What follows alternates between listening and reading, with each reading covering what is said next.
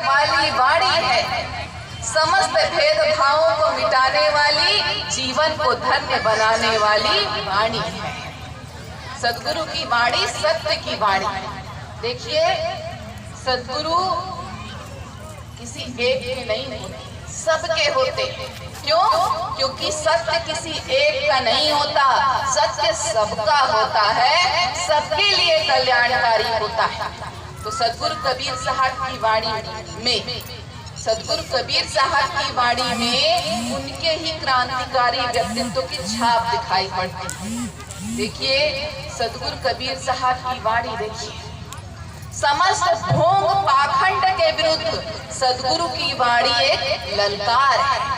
समाज में व्याप्त समस्त विषमताओं के विरुद्ध सदगुरु की वाणी एक हुंकार है। पीड़ित मानव की पीड़ा को मुखरित करना, पीड़ित मानवता की पीड़ा को मुखरित करना सदगुरु का उपहार है। सत्य, प्रेम, दया, क्षमा, शील, संतोष, करुणा सदगुरु की वाणी का श्रृंगार है।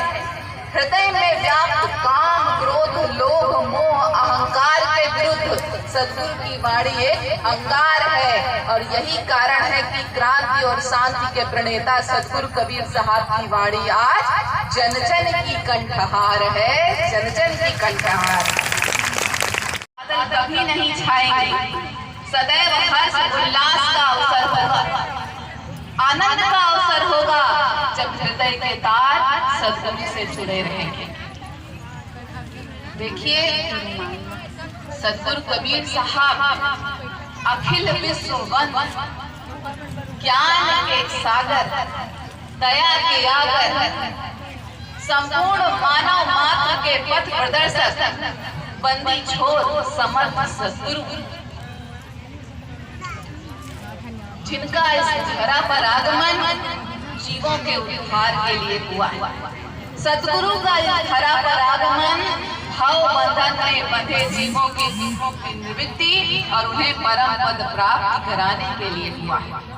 तो सदगुरु कबीर साहब का व्यक्तित्व एक पक्षीय नहीं है, बहुआयामी। कोई कबीर साहब को महान संत कहता है, कोई कबीर साहब को